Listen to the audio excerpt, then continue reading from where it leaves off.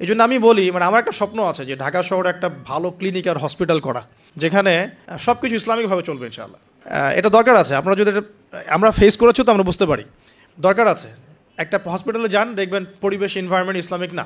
আপনার স্ত্রীর অ্যানেস্থেসিয়া করছে একজন পুরুষ ডক্টর, সিজার করবে, অ্যানেস্থেসিয়ার প্রয়োজন আছে, একটা পুরুষ ডক্টর এসে অ্যানেস্থেসিয়া পুশ করছে, তখন তো পর্দা যাচ্ছে গা, পর্দা চলে গেল।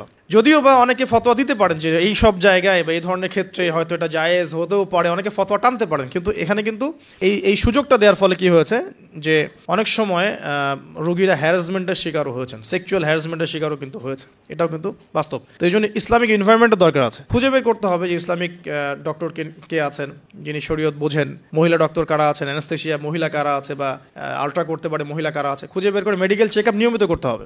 আর নর্মাল ডেলিভারি ইসলামের বিধান ঠিকই, ইসলাম এভাবেই চলেছে, সিজার এসেছে অনেক পরে, এবং এই ব্যাপারে শেষ জামানার হাদিসও আছে, আমি একটা লেকচারে বলেছিলাম। তবে কিছু কিছু ক্ষেত্রে সিজারের প্রয়োজন হতে পারে।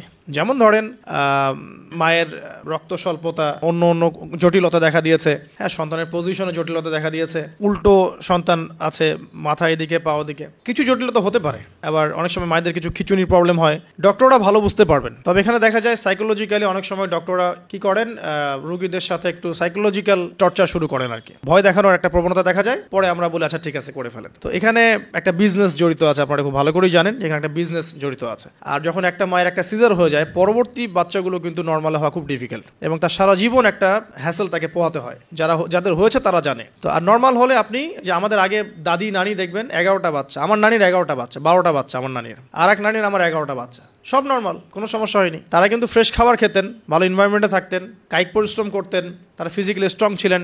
এখনকার মেয়েরা এমন নয়, ফিজিক্যাল স্ট্রাকচার দুর্বল, কায়িক পরিশ্রম কম, ফুড হ্যাবিট ভালো না, ঠিক আছে, ফুড হ্যাবিটটা টোটালি অনইসলামিক, ঘুমের ঠিক নাই, খাবার ঠিক নাই, হ্যাঁ, এক্সারসাইজ নাই, অনেক কিছুই নাই, দেখবেন তারা ফিজিক্যালি উইক, মেন্টালি উইক, তখন দেখা যাচ্ছে সিজারের প্রয়োজন হয়, নর্মাল ডেলিভারি করতে পারে না। এই জায়গায় ডিফার করবে আমাদের ক্ষেত্রে। আমরা চেষ্টা করব যে আমাদের মানে পরিবারকে ভালো খাবার খাওয়াতে, ভালো রুটিনে চলতে, এবং ভালো মেডিকেল চেক আপ করাতে, যাতে করে নর্মালি হয়। দেখবেন বাইরের বিশ্বের কান্ট্রিগুলোর মধ্যে কিন্তু খুবই কম সিজার হয়, খুব কম। কানাডায় দেখেন, আমেরিকায় দেখেন, ব্রিটেনে দেখেন, জার্মানিতে দেখেন, ফ্রান্সে দেখেন, খুবই কম সিজার হয়। যদি জটিলতা খুব বেশি দেখা যায় তখন তারা সিজার করতে চায়, এর আগে কিন্তু করতে চায় না। তাদের প্রযুক্তি অনেক ভালো, অনেক প্রযুক্তি আছে। আমরা কেন এই জায়গায় মানে এভাবে একটা জুলুমের শিকার হচ্ছে, এটা আমাদের ভাবা উচিত। এবং আমার মনে হয় যে ইসলামিক এনভায়রনমেন্টের মেডিকেল সেক্টরগুলো গড়ে তোলা উচিত। এখানে যাদের সামর্থ্য আছে তাদের এইসব প্রজেক্টে হাত দেওয়া যেতে পারে। আল্লাহ পাক আমাদেরকে তৌফিক দান করে। তো এরপরে যখন সন্তান হয়ে যাবে, প্রথম কি কাজ? প্রথম কাজই দেখবেন সন্তান হওয়ার পরেই তাকে নিয়ে হইহুল্লাহ শুরু হয়, হ্যাঁ, টানা হেঁচড়া, এটা ওইটা, কি বলবো, অপারেশন থিয়েটারে অহেতুক কথাবার্তাগুলো হয়, এই কথাগুলো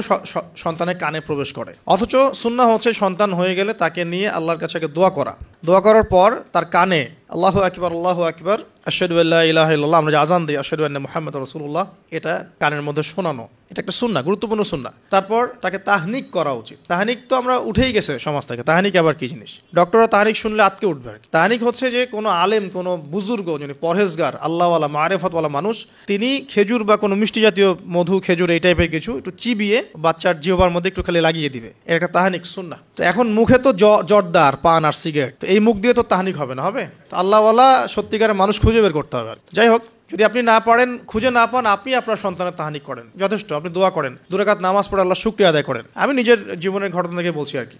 এখন যে যুগটাতে আমরা বসবাস করছি, এখানে আমরা দেখতে পারি যে যৌথ পরিবারগুলোর সংখ্যা ক্রমান্বয়ে কমে আসছে এবং একক পরিবার বেড়ে যাচ্ছে।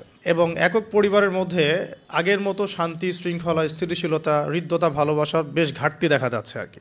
এবং ম্যাক্সিমাম পরিবারে দেখা যায় সন্তান প্রতিপালনের ক্ষেত্রে আমরা এমন একটা প্রজন্মকে তৈরি করছি যেই প্রজন্মর হাতে কোরআন এবং সুন্নাহ নাই, এবং যেই প্রজন্ম কোরআন এবং সুন্নাহকে হাতে নিয়ে চলমান বিশ্বের সংকটগুলো মোকাবেলাও করতে পারছে না। তো এই সময়ে সবচেয়ে গুরুত্বপূর্ণ একটা টপিক হচ্ছে ইসলামিক প্যারেন্টিংস, কিভাবে আমরা সন্তান প্রতিপালন করব।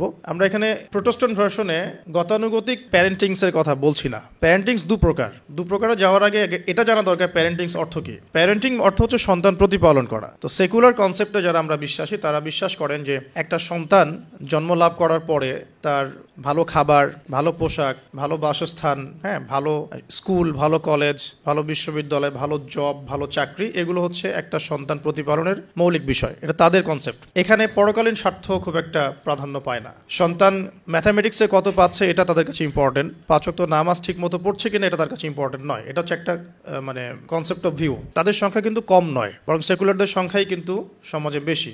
আমি গত লেকচারে বলেছিলাম যে বর্তমান ওয়ার্ল্ডে 3টা মৌলিক আদর্শ চলছে আর কি। একটা হচ্ছে এলিমিনেশন বা এলিমিনেট করা, দ্য কনসেপ্ট অফ গড বা আল্লাহর যে দর্শন, আমি আল্লাহ বলতে এখানে গড বোঝাচ্ছি না, আমি শুধু অনুবাদ করার ক্ষেত্রে এই শব্দটা প্রয়োগ করলাম। এই কনসেপ্ট অফ গডটাকে এলিমিনেট করা হচ্ছে সারা ওয়ার্ল্ড থেকে এখন আর কি। ওয়ার্ল্ডের মধ্যে যে দর্শনগুলো চলছে, প্রথম দর্শন যেটা ছড়িয়ে দেওয়া হচ্ছে সারা বিশ্বে, এটা হলো the elimination of concept of god, মানে আল্লাহর বা গডের যে অস্তিত্ব, এটাকে এলিমিনেট করা হচ্ছে। মানুষকে দিন দিন নাস্তিকতার দিকে প্রলুব্ধ করা হচ্ছে, এটা একটা। সেকেন্ড হচ্ছে মেটেরিয়ালিজম বা বস্তুবাদিতা। আমাদেরকে বোঝানো হচ্ছে, শেখানো হচ্ছে যে আমরা এই দুনিয়ার জন্যই বাঁচবো, পরকালের কথা পরে চিন্তা করা যাবে। দুনিয়ার ভোগবিলাস, চাকচিক্য, আমাদের ব্যবসা বাণিজ্য, আমাদের স্ট্যাটাস, বাড়ি গাড়ি, পলিটিক্যাল পাওয়ার, এগুলোই সব কিছু। পরকালটা পরে, পরকালকে মুখ্য ভেবে দুনিয়াকে করব এমন আদর্শ খুব একটা দেখা যাচ্ছে না। আর তৃতীয়টা হচ্ছে চ্যালেঞ্জ ছুড়ে দেয়া, মানে চ্যালেঞ্জ থ্রো করা কার বিপক্ষে? আল্লাহর ওহির বিপক্ষে, মানে আল্লাহ পাকের যে ওহির জ্ঞান, যেটাকে আমরা রেভলিউশন বলি, এই রেভলিউশনের এগেনস্টে চ্যালেঞ্জ ছুড়ে দেওয়ার একটা দর্শন দেখা যায়। দেখবেন ইসলামের এটা কেন, ওটা কেন, এটা কেন করবো, ওটা কেন করবো না, পর্দা কেন, হ্যাঁ কেন চুরি করলে চোরে হাত কাটতে আল্লাহ পাক বললেন, কেন জেনার শাস্তির কথা বললেন, কেন মাদকদ্রব্য খেলে সমস্যা কি, গান শুনলে কি সমস্যা, চ্যালেঞ্জ ছুড়ে দেওয়া হচ্ছে ইসলামের এগেনস্টে আর কি। তো এই 3টা ফিলোসফি খুব মানে হাইলাইটেড এখন সারা ওয়ার্ল্ডে, এবং এটা পুরো পরিকল্পনাই পশ্চিমাদের, যাতে করে ইসলামপন্থীদেরকে তাদের মৌলিক আদর্শ থেকে ফিরিয়ে নেওয়া সহজ হয়। এবং জ্ঞানতাত্ত্বিক চ্যালেঞ্জটা ছুড়ে দিলে কি হয়, তখন মুসলিমদেরকে জ্ঞান অর্জন করেই জবাব দিতে হবে। আর এখানে যেহেতু আমরা অনেকটা পিছিয়ে থাকছি, এই কারণে আমরা তাদের চ্যালেঞ্জগুলোকে খুব একটা ফেস করতে পারছি না। খুব কম বই লেখা হচ্ছে নাস্তিকদের এইসব যুক্তিতর্কের এগেনস্টে, কিন্তু খুব বেশি বই লেখা হচ্ছে না, বরং আমরা বেশি সময় নষ্ট করছি ইখতিলাফি মাসআলাগুলোকে নিয়ে। ঠিক আছে, পশ্চিমাদের অনেক চ্যালেঞ্জ আছে, পলিটিক্যাল চ্যালেঞ্জ তারা করেছে ইসলামের এগেনস্টে, ইকোনমিক চ্যালেঞ্জ করছে, জ্ঞানতাত্ত্বিক চ্যালেঞ্জ করেছে, ফিলোসফিক্যাল চ্যালেঞ্জ করেছে, এবং শিক্ষাক্ষেত্রে অনেক চ্যালেঞ্জ তারা ছুড়ে দিয়েছে। তো এই চ্যালেঞ্জিং যে আদর্শটা আছে, এটা তৃতীয় ওদের আদর্শ। 3টা দর্শন তারা চালু করেছে। আবার বোঝাচ্ছি, একটা হচ্ছে এলিমিনেশন অফ আল্লাহ বা দ্য কনসেপ্ট অফ গড, এটা একটা হচ্ছে আপনার মেটেরিয়ালিজম বা বস্তুবাদিতা, যেখানে আমাদের মতো যে বাক্সে বাক্সে বন্দি জীবন শহরের মানুষরা অভ্যস্ত আর কি, সবাই মেটেরিয়ালিস্টিক ম্যাক্সিমামই। অনেক সময় দেখা যায় দাড়ি টুপি রেখেও আমরা আগে দুনিয়াটা ভালো বুঝি, পরকালটা পরে বুঝি। দুনিয়ার যে মোহটা, এটাকে আমাদের হৃদয়ে, মনে, মননে আবদ্ধ করা হয়েছে। আরেকটা হচ্ছে চ্যালেঞ্জ করা, ইসলামকে চ্যালেঞ্জ করা, ইসলামের যে কোনো বেসিক ফান্ডামেন্টালকে চ্যালেঞ্জ ছুড়ে দেয় আর কি। তো এর মধ্যে প্যারেন্টিংসের সম্পর্কটা কোথায়? যারা সেকুলার এনভায়রনমেন্টে বড় হয়েছে বা ওই কনসেপ্টে চলে, মেটেরিয়ালিজম কনসেপ্টে চলে, তারা কিন্তু সন্তান প্রতিপালন বলতে বুঝে সন্তানের ভরণ পোষণ, খাওয়া দাওয়া, সুস্বাস্থ্য, শিক্ষা, ভালো ডিগ্রি, ভালো সার্টিফিকেট, অ্যাব্রোডে একটা জব, দ্যাটস অল, এবং এরপরে সে গ্রিন কার্ড পাবে এবং শেষ বয়সে আমাদেরকে দেখবে ইত্যাদি। তাদের কনসেপ্ট এতটুকুই। বাট ইসলামিক প্যারেন্টিংস আর এই প্যারেন্টিংস এক জিনিস নয়। ইসলামিক কনসেপ্টে প্যারেন্টিংসের সংজ্ঞা হচ্ছে এই যে, আমি আমার সন্তানের ইহকালীন কল্যাণ এবং পরকালীন মুক্তির জন্যে তার ভরণ পোষণ, তার খাবার, তার পরিচর্যা, তার মন, আত্মা, মননের যত্ন নেওয়া, তার শিক্ষা, তার চাকরি, তার বিবাহ, হ্যাঁ, তার স্ট্যাটাস ইত্যাদি আমি মেনটেন করব। মানে আমি আমার সন্তানের ইহকাল পরকাল উভয়টাকেই নিশ্চিত করতে চাচ্ছি। এটা হচ্ছে ইসলামিক প্যারেন্টিংসের মূলনীতি। তো এখানে একটা মূলনীতিগত পার্থক্য আমরা খেয়াল করছি।